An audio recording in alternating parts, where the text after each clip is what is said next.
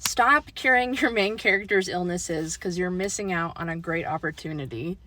Hey, I'm Amanda Sesser. I'm a romance author with chronic depression, anxiety, and ADHD, and I want to tell you what I mean by this. So, I read a lot of books, and I can't tell you how many I've read where the main character overcomes mental illness or trauma by the end because of what they've been through or because of the romance subplot. I don't really love this approach to storytelling because it teaches people that they need help from somebody else to make them heal, and B, unintentionally sends the message of mental illness being something that needs to be fixed or be rid of. For me personally, I spent a lot of time hoping to one day beat my depression until a psychiatrist actually recommended that I stay on my antidepressant indefinitely. The reason being, every time I went off my meds, I would have to go back on them a couple years later because of the depression coming back.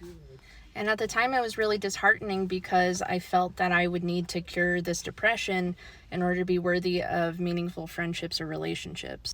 When I set out to write my first book, With Love, Juniper, I did it with the plan that Juniper would not overcome her severe social anxiety at the end of the book.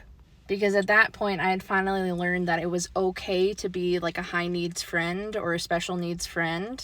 I wanted to convey that it is actually okay to check in with people to see if they're mad, or to need help with someone making a phone call for you, or to need someone to come with you to an appointment that you're nervous about. Having high needs as a person is okay as long as everyone involved consents to the dynamic.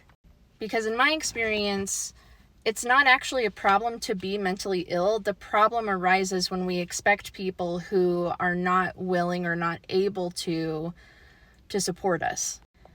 But it's not impossible to find people with grace and compassion and patience and understanding if you know how to look. My hope is to someday see more stories like With Love, Juniper, where the character still is mentally ill at the end. Because I think fiction does have the power to transform people's lives if we allow it to.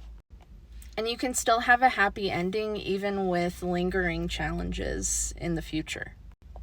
I'm super curious to know what you think though, so drop a comment below and let's talk about it.